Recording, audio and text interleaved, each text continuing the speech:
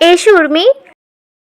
উর্মি এসে কাবেরী বেগমের উদ্দেশ্যে বললেন, আচ্ছা আন্টি, এই পৃথিবীতে কেউ কোনো খারাপ কাজ করলে তার শাস্তি এই দুনিয়াতেই পেতে হয়, তাই না? কাবেরী বেগম রান্নার দিক থেকে মনোযোগ সরিয়ে উর্মির দিকে তাকিয়ে বললেন। হঠাৎ এই প্রশ্ন করছো যে? উর্মি একটা দীর্ঘশ্বাস ফেলে বলে, ভালোবাসায় আমি অন্ধ হয়ে গিয়েছিলাম আন্টি। ভালো খারাপ সব কিছুর পার্থক্য ভুলে গিয়েছিলাম কুজনকে নিজের করে পাওয়ার জন্য। আমার উপায়টা ভুল ছিল।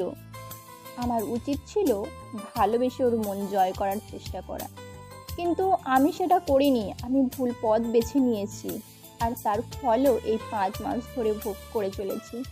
এই 5 মাসে কুজন একবারও আমার সাথে ভালো ব্যবহার করেনি, সবসময় আমার সাথে খারাপ ব্যবহার করেছে। অনেক সময় তো গায়েও হাত দিয়েছে। আমি বুঝি এইসবই ডিজার্ভ করি, কিন্তু ও যে একটা কথা বারবার জোর দিয়ে বলেছে যে আর 1 মাস পর আমায় ডিভোর্স দেবে। এমনটা আমি হতে দিতে চাই না আন্টি। আমি ওর থেকে আলাদা হতে চাই না। আমি কুজনের স্ত্রী হয়ে থাকতে চাই।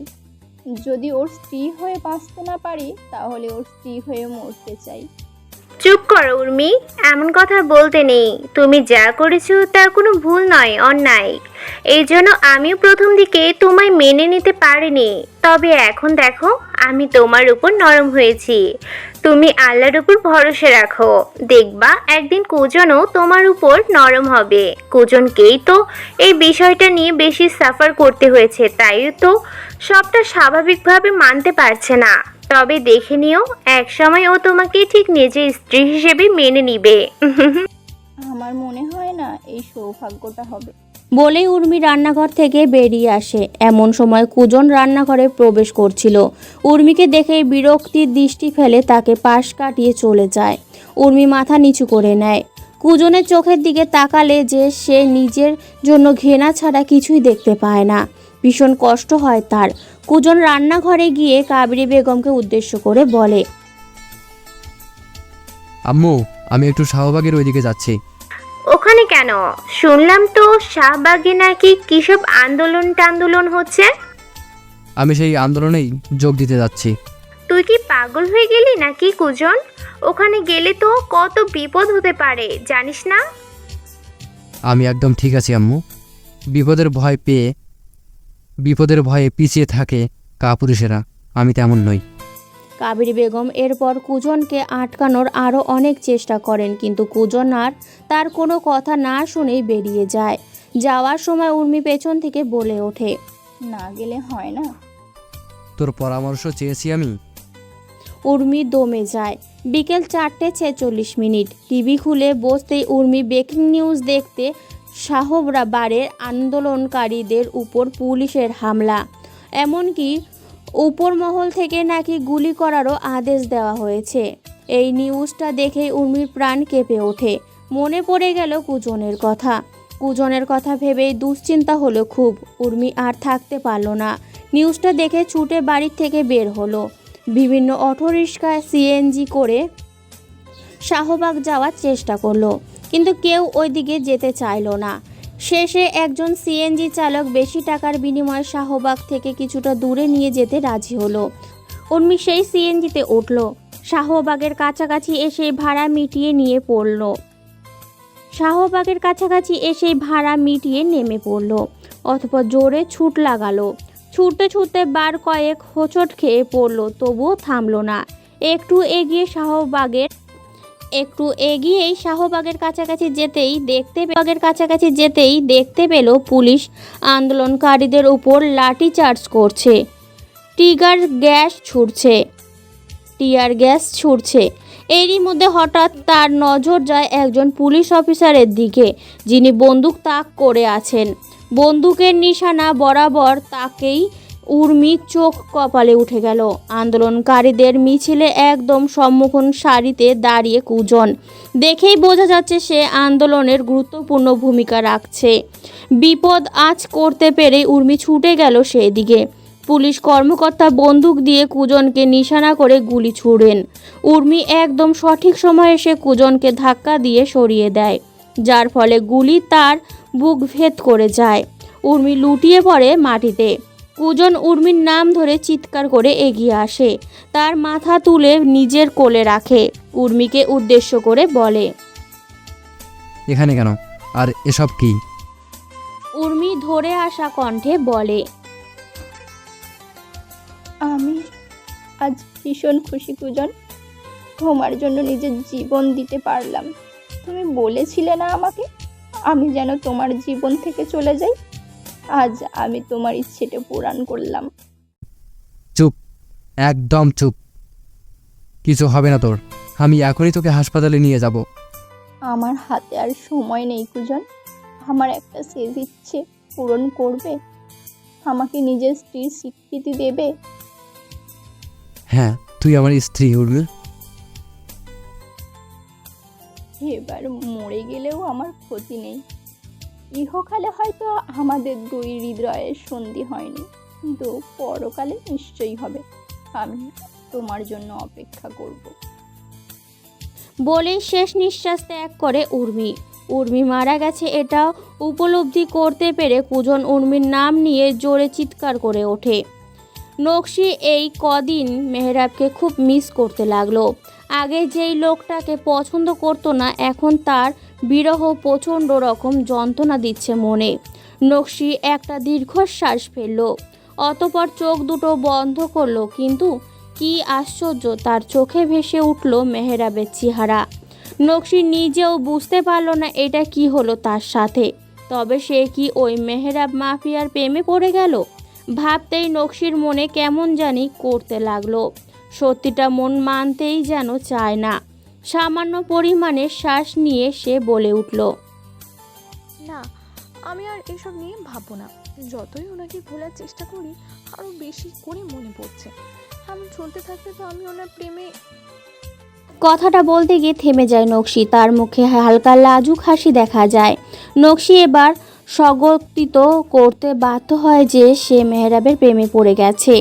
আরিফ ও মুস্কান উর্মির জানাজা শেষ বাড়ি ফিরল। দুজনই কুজনকে অনেক সান্ত্বনা দিয়েছে নিজেকে ঠিক রাখার। তবে তারা বুঝতে পারছে কুজনের মনের অবস্থা এখন খুব একটা ভালো না। অবশ্য ভালো না হওয়ারই স্বাভাবিক। যা সব ঘটে গেল তাতে যে কারোরই মন খারাপ হবে। কুজন এখন কি ঝক্কির মধ্যে দিয়ে যাচ্ছে যে তার মধ্যে কি চলছে তা বোঝা যায়। তবুও মুস্কান বাড়ি ফিরে কুজনের জন্য হা হুতাশ করতে লাগলো। এরই মধ্যে হঠাৎ সে নিজেই মাথা ঘুরে পড়ে গেল। আরিফ চিন্তায় পড়ে গেল, সাথে সাথেই মুস্কানকে নিয়ে রুমে গেল। ফোন করলো ডক্টরকে। ডক্টর এসে চেক আপ করে বললেন, একটা খুশির খবর আছে। কি খবর? আপনি বাবা হতে চলেছেন। আরিফের মনে যেন খুশির হাওয়া বয়ে গেল। এত খুশির খবর যে সে পাবে সেটা কল্পনাও করেনি সে। মুস্কানও ততক্ষণে জ্ঞান ফিরে আর মোড়া ভেঙে উঠে পড়ে। আরিফ মুস্কানকে জড়িয়ে ধরে বলে, আমাদের জীবনে নতুনত্বের আগমন করতে চলেছে। আমরা বাবা মা হতে চলেছি। মুস্কান কথাটা শুনে খুব একটা খুশি হতে পারে না। তবে আরিফের মুখ রাখতে মেকি হাসি হাসে, তবে মনে মনে বলে, কিভাবে এখন বাচ্চা নিতে পারি? কেবল আমার মেডিকেলের প্রথম বর্ষ চলছে, এখন বাচ্চা নিলে তো আমার কেরিয়ার ঝুঁকিতে পড়বে। না, আমার এমন কিছু করা যাবে না। আমার এতদিনের স্বপ্ন ডাক্তার হওয়ার, সেই স্বপ্নটাই আগে পূরণ করতে হবে। মা তো চাইলে পরেও হওয়া যাবে, কিন্তু একবার বাচ্চার মা হয়ে গেলে পরে আর ডাক্তার হওয়ার সুযোগ পাবো না। তাই আমি এক্ষুনি কোনো বাচ্চা নিতে পারবো না। পরে আরিফের সঙ্গে এই বিষয় নিয়ে কথা বলতে হবে। নিজের কেরিয়ার বাঁচানোর জন্য এখন আমাকে এমন কিছু করতেই হবে। নকশি মোনালিসার সাথে বসে গল্প করছিল। বিভিন্ন বিষয় নিয়ে আলাপ আলোচনা করার এক পর্যায়ে নকশি মোনালিসাকে শুধলো। ভাইয়া কিভাবে মাফিয়া হলো সেটা জানতে চাইছো তো? হ্যাঁ, আমি সেটাই জানতে চাইছি। আসলে আমাদের দুজনের বাবা ছিলেন একজন কুখ্যাত সাধারণ ব্যবসায়ী, ভীষণ সৎ একজন মানুষ।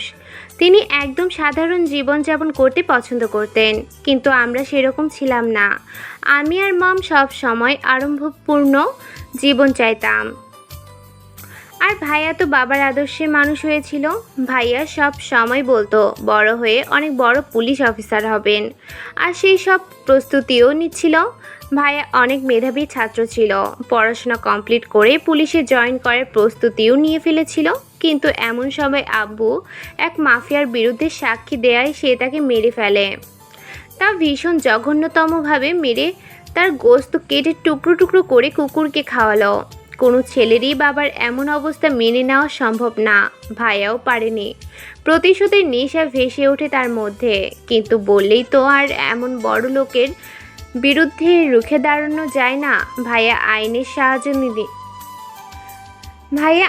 সাহায্য নিতে চায়, কিন্তু পুলিশ ওই বড় মাফিয়ার ভয়ে কিছু করতে পারেনি। মাফিয়ার টাকা দিয়ে সব ম্যানেজ করে নিয়ে মিথ্যা গল্প ফাঁদে। এই ঘটনায় ভাইয়ার জীবন বদলে দেয়। ভাইয়া মনে করে আইন, ন্যায়, সততা এসব ভুয়া, এসব ফকিক্কার। তাই তো সে ন্যায় ভুলে প্রতিশোধের জন্য অন্যায়ের পথ বেছে নেয়। ওই মাফিয়ার উপর প্রতিশোধ নিতে নিজেও অন্ধকার জগতে প্রবেশ করে। এক সময় হয়ে ওঠে কুখ্যাত মাফিয়া, গড়ে তোলে নিজের সাম্রাজ্য। এরপর ভাইয়া বাবার মৃত্যুর প্রতিশোধও নেয়, কিন্তু তারপরও এই অন্ধকার জগৎ থেকে ফিরতে পারেনি। কেন পারিনি? এর জন্য সম্পূর্ণ দায়ী মম। ভাইয়া মাফিয়া হয়ে অনেক ধনী হয়ে গেছিল। মম তো বরাবরই উচ্চাকাঙ্ক্ষী ছিলেন। তাই ভাইয়া যখন মাফিয়া হয়ে এত ধনী হয়ে গেল, তখন মন ভাইয়াকে নানা রকমভাবে বোঝাতে লাগলো। তাই ভাইয়া যখন মাফিয়া হয়ে এত ধনী হয়ে গেল, তখন মম ভাইয়াকে নানা রকমভাবে বোঝাতে লাগলো। এমনও বলল যে সে এখন এইসব ছেড়ে দিলে আমাদের পরিবারের উপর, বিশেষ করে আমার উপর বিপদ আসতে পারে। ভাইয়া আমাকে ভীষণ ভালোবাসেন, তাই আমার বিপদের আশঙ্কা থেকে এই পথ আর ছাড়েননি। ধীরে ধীরে এই অন্ধকার জগতের সাথে মানিয়ে নিলেন। এক সময় মমের সব ধান্দাবাজি বুঝতে পারলেও তখন আর তার কিছু করারই ছিল না, কারণ ততদিনে অনেক দেরি হয়ে গেছে। এখন ভাইয়া এই জগতে এমনভাবে আটকে গেছে যে চাইলেও বের হতে পারবে না। আমি ওনাকে এই অন্ধকার জগৎ থেকে বের করবই। একদম ওনাকে ওনার আগের জীবনে ফিরিয়ে নিয়ে যাব, আর এটাই আমার চ্যালেঞ্জ। মুস্কান বাচ্চা নষ্ট করার কথা বলতেই আরিফের সর্বাঙ্গ জ্বলে উঠল। পিতৃত্বের অনুভূতি উপলব্ধি করার আগেই যে এমন কিছু শুনতে হবে সেটা সে ভাবতেই পারেনি। আরিফ মুস্কানের উপর গজরে উঠে বলল, তুমি কি করে এমন কথা বললে? আমার কথাটা মন দিয়ে শুনুন আরিফ। আবেগ দিয়ে নয়, বিবেক দিয়ে ভাবুন।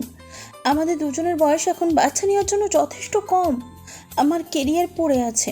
রুহিকে একা সামলাতে আমি হিমশিম খাই। সেখানে আরেকটা বাচ্চা হলে আমাদের জন্য সেটা বড় সমস্যা তৈরি করবে। তাই বলে তুমি একটা বাচ্চাকে? দেখুন, এটা কোনো বড় ব্যাপার না। অনেকেই এমন করে, এটা স্বাভাবিক। তাছাড়া আমরা তো চাইলেও পরে আবার বাচ্চা নিতে পারি। আরিফ রাগান্বিত হয়ে বলল, তোমার মন বলে কিছুই নেই? মেয়েরা নাকি মা হওয়ার জন্য অপেক্ষায় থাকে। কত মেয়ে সন্তান জন্ম দিতে পারে না, জন্য প্রতিদিন আল্লাহর দরবারে মাথা ঠুকে কাঁদে। আর তুমি? থাক, আমি আর কিছু বলবো না। আমার একটাই কথা, আমি এই বাচ্চাটা চাই। তুমি যদি সামলাতে না পারো কোনো ব্যাপার না, প্রয়োজনে আমি সারাদিন বাড়িতে পড়ে থাকবো, তবুও এই বাচ্চাটা আমার চাই।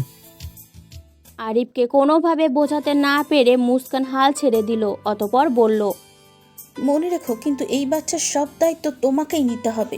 পরে কিন্তু আমাকে বলতে পারবা না। মেহরাবের ফেরার অপেক্ষায় দিন গুনতে লাগলো নকশি।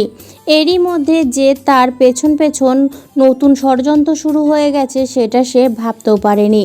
মেহরাবের মা মালিনী বেগম নকশিকে কোনোভাবেই মেনে নিতে পারেন না। তাই তিনি ষড়যন্ত্র করতে থাকেন কিভাবে নকশিকে মেহরাবের জীবন থেকে সরানো যায়। আর এর থেকে তিনি যোগাযোগ করেন মেহরাবের প্রধান শত্রু বলে বিবেচিত অন্য এক মাফিয়া আমানের সাথে।